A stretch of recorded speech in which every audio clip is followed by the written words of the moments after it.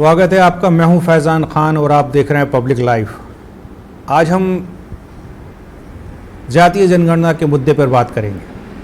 हाल ही में केंद्रीय मंत्री परिषद की मीटिंग में सरकार ने जातीय जनगणना का करने का ऐलान कर दिया। वहीं कई चैनलों पे आपको अलग अलग चीज़ें देखने को मिल रही होंगी कि मोदी का मास्टर स्ट्रोक, मोदी ने विपक्ष का मुद्दा छीन लिया, अब राहुल गांधी क्या करेंगे। वहीं विपक्ष का कहना है झुकती है दुनिया, झुकाने वाला चाहिए।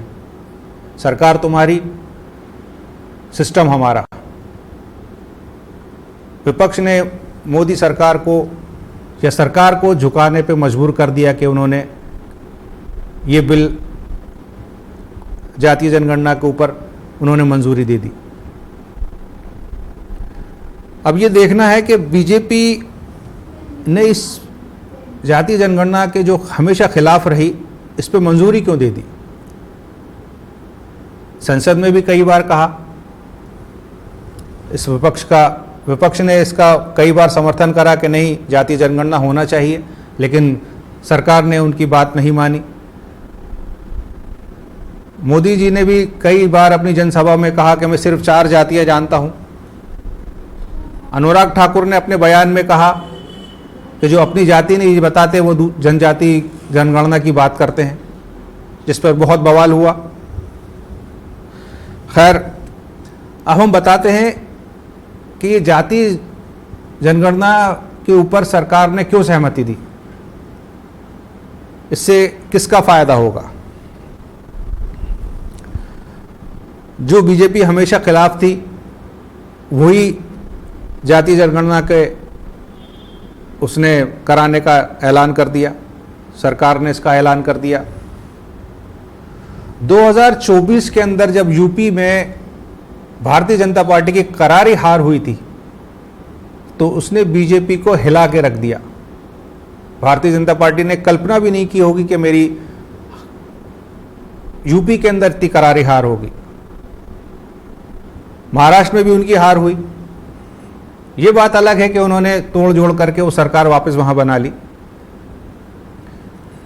अभी मोहन भागवत जी की मीटिंग, मोहन भागवत के साथ मोदी जी की मीटिंग हुई, उसमें भी मुझे ऐसा लगता है कि उसके अंदर एक बहुत बड़ा मुद्दा जातीय जनगणना का भी होगा। ये जातीय जनगणना के ऊपर सरकार क्यों समर्थन पे आई, हम आपको बताते हैं। एक बहुत बड़ा मुद्दा अभी वक्फ बिल को लेके देखने को मिला, जिसका पुरजोर खिलाफत पूरे भारतवर्ष के अंदर मुस्लिम समुदाय के अंदर देखने को मिली। मुस्लिम समुदाय पूरा एक था इसके खिलाफ। तो सरकार के समझ में आया कि हम इस मुद्दे के ऊपर ये मतलब मुस्लिम समुदाय को धर्म के नाम पर तो हम नहीं बांट सकते, हाँ जाति के नाम के ऊपर एक नया सवाल खड़ा कर सकते हैं। सरकार यूपी की हार के बाद 2024 के अंदर जब से उन्होंने मंथन तो करना शुरू कर ही दिया होगा कि हम जातिगत गणना होना चाहिए। खैर, भारत देश के अंदर जाति और धर्म के नाम के ऊपर जो राजनीति हो रही है, ये क्या वाकई में होना चाहिए? आपको ऐसा लगता है? इसके ऊपर भी कई बहुत बड़े मुद्दे हैं। रोजगार का मुद्दा है, महंगाई का मुद्दा है। इन सब चीजों को छोड़ के क्या देश सिर्फ धर्म और जाति के ऊपर रह गया है? इसके ऊपर, इससे हटके कुछ नहीं सोचना चाहिए क्या? इसके ऊपर भी बहुत कुछ है, लेकिन भारत देश ऐसा लगता है यहाँ के जो राजनीति है वो इसी के घेरे के अंदर चल रही है। मुद्दा कुछ और होना चाहिए। अभी पुलवामा हमला हुआ, उसके लिए वाकई में बहुत सराहने की बात है कि सारी पार्टियां एकजुट हुई, आतंकवाद के खिलाफ लड़ने के लिए सब एकजुट हुए। बहुत अच्छी बात है, जिसका पूरी दुनिया के अंदर बहुत अच्छा मैसेज गया, लेकिन इसमें भी कुछ लोग ऐसे हैं जिसमें राजनीति रोटियां सेक रहे हैं, अपनी हिंदू मुस्लिम कर रहे हैं। अपनी हिंदू मुस्लिम करने से किसको फायदा होगा? जिस आतंकवाद को हम रोकना चाहते हैं, जिसको हम अपने देश से हटाना चाहते हैं, जिसको हम कड़ी से कड़ी सजा देना चाहते हैं, जो पूरा भारतवर्ष इस वक्त मोदी जी से गुहार लगा रहा है, सरकार से तो गुहार लगा रहा है कि इसका बदला होना चाहिए, वो वाकई यकीनन होना चाहिए, और ऐसा बदला होना चाहिए कि उसको हमेशा सालों साल याद रखा जाए कि भारत पे नज़र उठाने का क्या नतीजा होता है। लेकिन उस शख्स को देखते हुए जो हमारे और मुद्दे हैं उन पे फोकस करना चाहिए, ये मुद्दे उठाना चाहिए।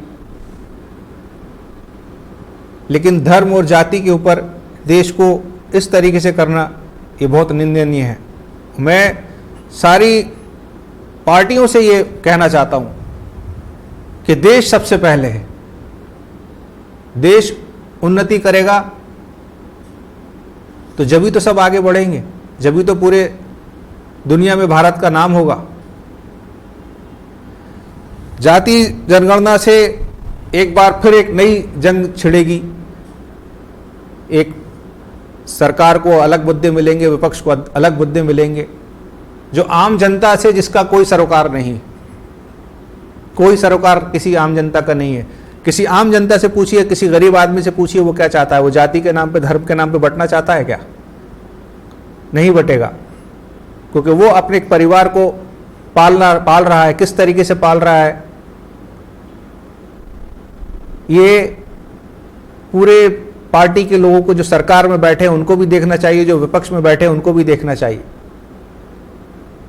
कि देश को मजहब के नाम पे ना बांटे, देश की उन्नति के लिए काम करे। अब एक नया मुद्दा जाति जनगणना का आ गया है, जिसके अंदर फिर एक नया बहस चालू हो जाएगी। मेन मुद्दों से फिर भटका दिया जाएगा आम जनता को। इसका लाभ किसको होगा? सत्ता में बैठने के लिए, मतलब ऐसे आप आम आदमी और भारत, इतने करोड़ की भारतवर्ष की जनता जो है, उससे आप खिलवाड़ ना करें, उससे छलावा ना करें, देश के लिए काम करें, क्योंकि देश सबसे ऊपर है। ये जो हमला हुआ है, ये आतंकवादी जो पड़ोसी देश, जो पाकिस्तान का, आज जो कहा जा रहा है कि पाकिस्तान ने करा, और अगर करा है उसने, तो उसको कड़ी से कड़ी सजा मिलना चाहिए। लेकिन आप ये भी तो सोचिए, आप उनके मंसूबों को पूरा करने में क्यों उनको हवा दे रहे हैं? वो तो यही चाहते हैं कि ये आपस के अंदर आप बट जाएं।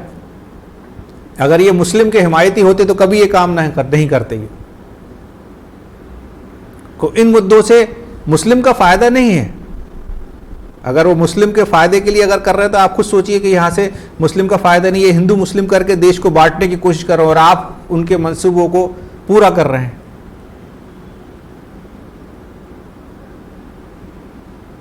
इस वक्त हमें एकजुट होने की बहुत जरूरत है। एक साथ रहेंगे तो हर आतंकवाद से हम डट के मुकाबला करेंगे, चाहे वो कोई भी हो। भारत देश पे गलत नजर डालने वाले का अंजाम कभी अच्छा नहीं होगा। अब देखना यह है कि जो नई बहस चालू हुई है अब जातीय जनगणना की, ये कहां तक पहुंचती है, किसको इसका फायदा होता है? क्या आम जनता को इसका फायदा होगा? इसी के ऊपर हमारी नजर बनी रहेगी। आप जुड़े रहिए पब्लिक लाइव के साथ।